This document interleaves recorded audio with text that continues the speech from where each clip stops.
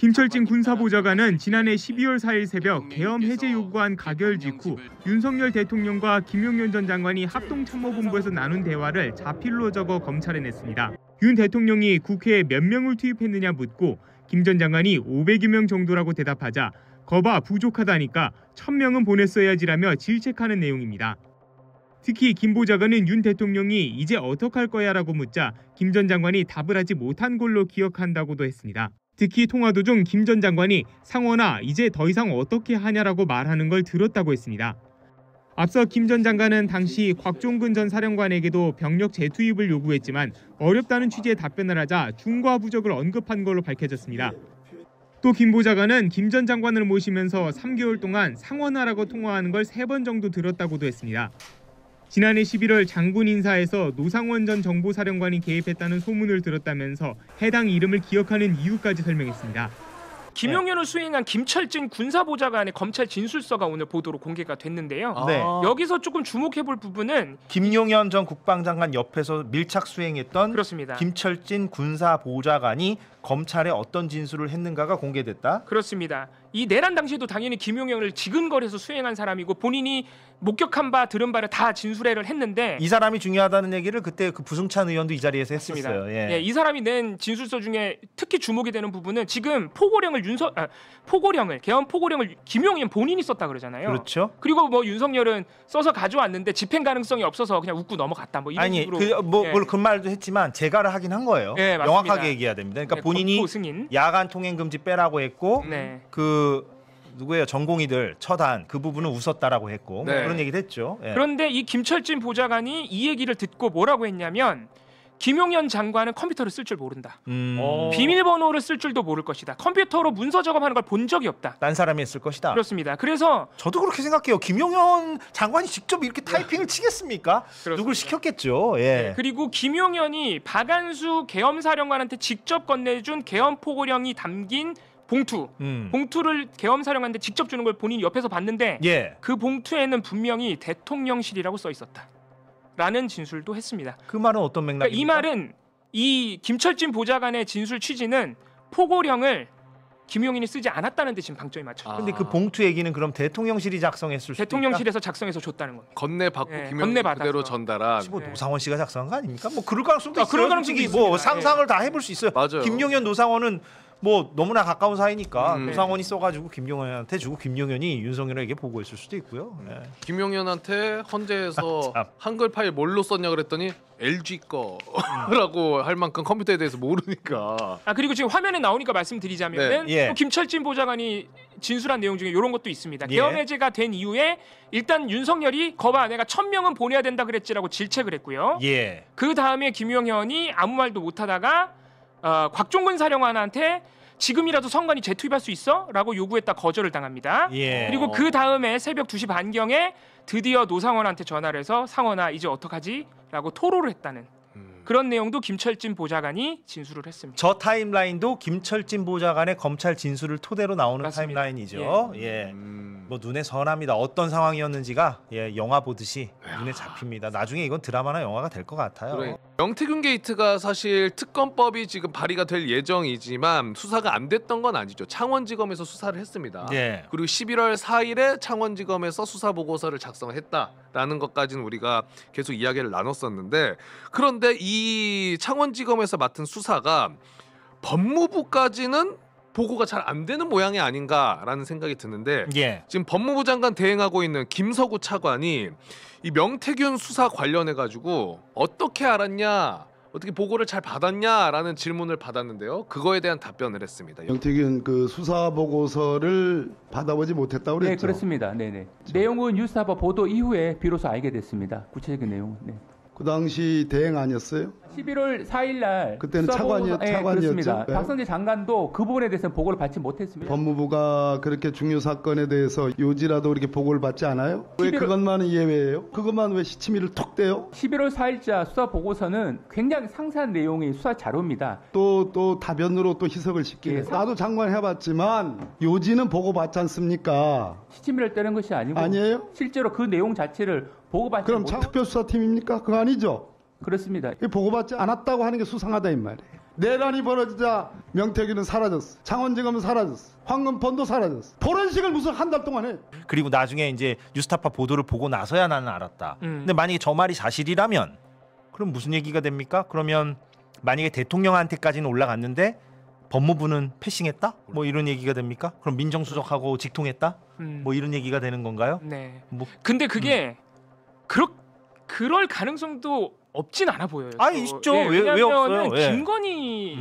김건희 씨에 대한 수사 명품백이나 도이치모터 수사할 때도 보면은 그 검찰총장 패싱하고 수사팀이 그냥 직통으로 소통했거든요. 그랬네요. 예. 김건희랑. 예. 그래서 가서 수사해 준 거잖아요. 예. 불러야 되는데 그런데요. 검사들이 가서 핸드폰 제출하고 특별 좋은 수사했는데 기억력이에요. 네. 김건희 씨랑 직통해서 그때 검찰총장이 화를 냈어요. 그래서 맞아요. 나한테 보고 지금 총장 말고요. 예, 네. 물론 그게 쇼였는지 아닌지는 네. 모르겠으나 맞습니다. 이원석 쇼가 총장. 아니었다면 쇼가 아니었다면 패싱한 거죠. 네. 예. 그때 당시 그게 엄청 논란이 됐습니다. 그래서 윤석열과 검찰, 특히 검찰 내부에 굉장히 많이 암약하고 있는 윤석열 라인 검사들의 어떤 행태들을 봐왔을 때 직통했을 가능성도 있다. 예. 이렇게 보이긴 합니다. 아, 이런 근거 있는 비평. 그런데 최상목이 그 이야기를 했습니다. 헌재에서 마은혁 재판관 임명해라라고 해도 뭐 법무부랑 무슨 뭐 법제처랑 상의해 보겠다. 뭐 상의해보겠다 이런 이야기를 했잖아요. 예. 그래서 그거와 관련해서 최상목이 하자 그러면 할 거냐라는 아하. 질문이 좀 이어졌는데 최상목 관한된 위헌 결정이 나오더라도 곧바로 임명하지 않고 법무부와 법제처와 추가 검토를 하겠다. 추가 검토할 겁니까? 요거 오면? 법적인 측면에서 조언을 할 수 있기 때문에 하지 할수 마십시오. 있다고 그런데 봅니다. 하면 안 됩니다. 권한쟁의 관련해서 헌법재판소가 66조 2항입니다. 부작위에 대한 심판 청구를 인용하는 결정을 한 때에는 피청구인은 결정 취지에 따른 처분을 하여야 한다. 법무부한테 물어봐서 한다가 아닙니다. 조언하지 마시고 다만 여기서 말씀하신 조언이라고 하는 것은 일부만 결정이 놔주시면 어떤 내용의 마무리하겠네. 결정이 이루어지 알 수 없기 때문에 말장난하지 마시고요. 헌재에서 인용했으면 바로 곧바로 임명해야 된다고요. 따라야 됩니까? 따르지 말아야 됩니까? 당연하게 존중을 해야 되죠. 다만 어떤 결정이 나올 걸 전제로 해서 말씀하시니까 계속 얘기하지 않습니까? 인용 결정이 나오면 따라야 됩니까? 말아야 됩니까? 원칙적으로 말씀드리면 헌재 결정은 존중을 해야 됩니다. 예. 헌재 결정 내용을 분석을 해야 되고요. 존중해야 됩니까? 따라야 됩니까? 앞으로 법무부와 검찰은 법원에 기소하지 마십시오. 그러면 존중한다는 게 같은 말입니다.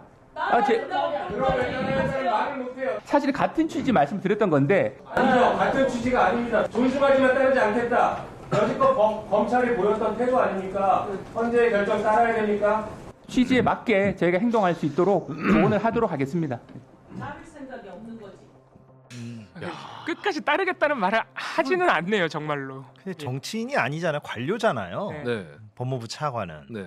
그런데 헌재에서 결정이 났는데 저렇게 뭔가 두루뭉술한 언어를 왜 씁니까? 관료, 정치인은 그럴 수 있어요. 그렇죠. 정치인은. 예. 근데 관료잖아요. 그리고 법을 다루는 관료고. 예. 솔직한 마음을 말씀드리자면은 좀 믿을 사람이 없구나 정말. 그러니까요. 김서구 차관마저 장관 대행인데 저런 얘기를 하니까. 네. 로맨티스트 김성훈 지금 나와 있잖아요. 그리고 경호처 비화폰 서버를 김성훈이가 정말 막아서고 있죠 지금 끝까지.